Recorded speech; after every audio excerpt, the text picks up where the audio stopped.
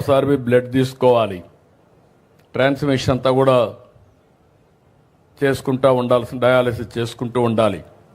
అలాంటి వారికి నెలకు 10,000 రూపాయలు ఇచ్చి ఆదుకునే ప్రభుత్వం ఈ ప్రభుత్వం. ఆ విషయం మీరు గుర్తుపెట్టుకోవాలి. కొంతమందిని చూస్తున్నాం, ఇంట్లో నడవలేరు, బెడ్ మీదనే ఉంటారు.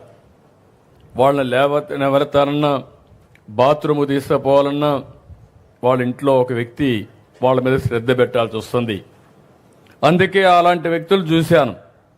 అలాంటి వ్యక్తులందరికీ ఒకేసారి 15,000 రూపాయలు ఇస్తున్నామంటే ఈ దేశంలో ఎక్కడా ఇవ్వడం లేదు.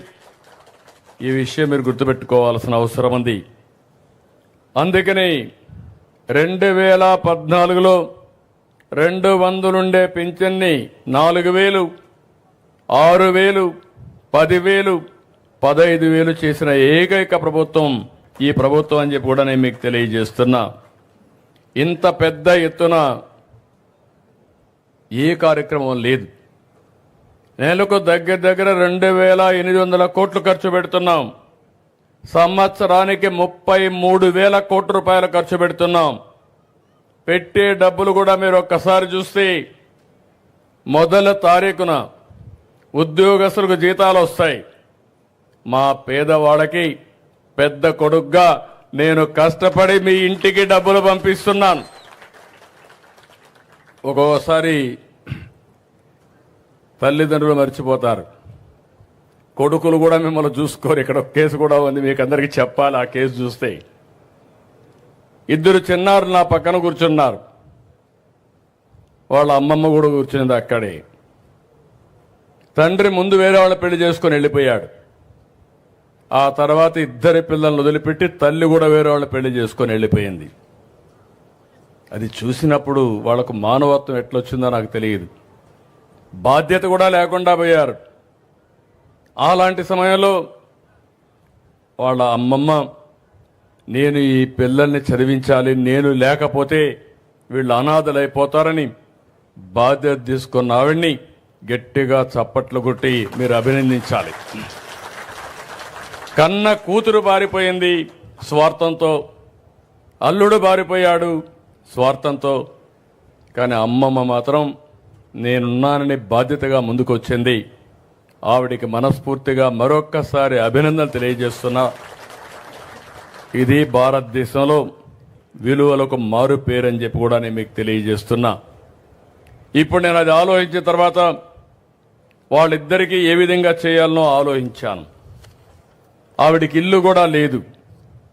ఇమ్మీడియట్గా నేను ఎక్కడైతే హెలికాప్టర్ దిగానో అక్కడ ఇంటి జాగా ఇచ్చి 1 సంవత్సరం లోపల ఇల్లు కట్టిస్తున్నాను. ఒక 2 ఆవులు పట్టించి నెలకొక 15 రూపాయల ఆదాయం వచ్చేట్టుగా ఆవిడికి నేను సహాయం చేస్తున్నాను. ఇంకొక పక్క 2 పిల్లలకి ఒక్కొక్కరికి 2 లక్షల రూపాయలు ఫిక్స్డ్ డిపాజిట్ వేసి వాళ్ళని చదివించి ప్రయోజకులు చేయాలని, ఉచితంగా చదివించాలని ఒక కార్యక్రమం పెట్టుకున్నాం. తండ్రి తల్లి బాధ్యత లేకుండా పోయారు. బాధ్యత కలిగిన వాళ్ళ కుటుంబానికి పెద్దగా నేను ఈ బాధ్యత తీసుకుంటున్నానని చెప్పి కూడా నేను మీకు తెలియజేస్తున్నా. 2రికి కూడా నెలకు 4,000 రూపాయలు ఒక 6 నెలలు ఇస్తాం. అది కూడా ఉపయోగపడుతుంది. ఉచితంగా చదివిస్తాం. వాళ్ళిద్దరిని ప్రయోజకులు చేసే బాధ్యత ఈ రాష్ట్ర ప్రభుత్వం తీసుకుంటామని చెప్పి కూడా నేను మీకు తెలియజేసుకుంటున్నాను. ఇలాంటివన్నీ చూసినప్పుడు మొదటి తారీఖు నేను ఎందుకు అందరినీ పొమ్మన్నానంటే మా ఎమ్మెల్యేలని, ఎంపీలని, ప్రజాప్రతినిధుల్ని, అధికార యంత్రాంగాన్ని, మా కలెక్టర్ని, జాయింట్ కలెక్టర్ని అందరిని వెళ్ళమన్నాను. వెళితే వాస్తవాలు తెలుస్తాయి. ఏసీ రూమ్లో కూర్చుంటే మీ బాధలు, మీ కన్నీళ్లు తెలియవు. అందుకే ఈరోజు అందరూ కూడా ఇక్కడికి వస్తున్నారు. వచ్చినప్పుడు వాస్తవాలు తెలిస్తే తదనుగుణంగా పనిచేసే పరిస్థితి వస్తుంది. అందుకే నేను ఇంకొక మాట కూడా చెప్తున్నా. ఈరోజు నేను మా అధికార యంత్రాంగాన్ని, రాజకీయ నాయకుల్ని పూర్తిగా నమ్ముతున్నా. కానీ నేను వీళ్ళు కరెక్ట్గా చేస్తున్నారా లేదా అని కూడా టెక్నాలజీలో చూసుకుంటున్నా. నేను పింఛన్ ఇమ్మన్నాను. పింఛన్ ఎక్కడిచ్చాడో మూడో కన్ను పెట్టి నేను ఎక్కడున్నా పర్యవేక్షిస్తున్నాను. అది టెక్నాలజీ. ఎవరైనా ఒక వ్యక్తి పింఛన్ ఇస్తే పింఛన్ ఏ సమయంలో ఇచ్చాడు, ఎక్కడిచ్చాడు, ఆ ఇంటి దగ్గర ఇచ్చాడా, లేకపోతే వీళ్ళింటికి రమ్మన్నాడా, లేకపోతే సెక్రటరియట్కి రమ్మన్నాడా అని మానిటర్ చేసే మెకానిజం పెట్టాను. దీనివల్ల ఎవ్వరు కూడా తప్పించుకోలేరు. ఈ రోజు మీరు చూస్తే 7 గంటలకు ప్రారంభించాం, 10-11 గంటలకు 10కే 80% పింఛన్లు డిస్ట్రిబ్యూట్ చేశారంటే మనస్ఫూర్తిగా అధికార యంత్రాంగాన్ని అభినందిస్తున్నా.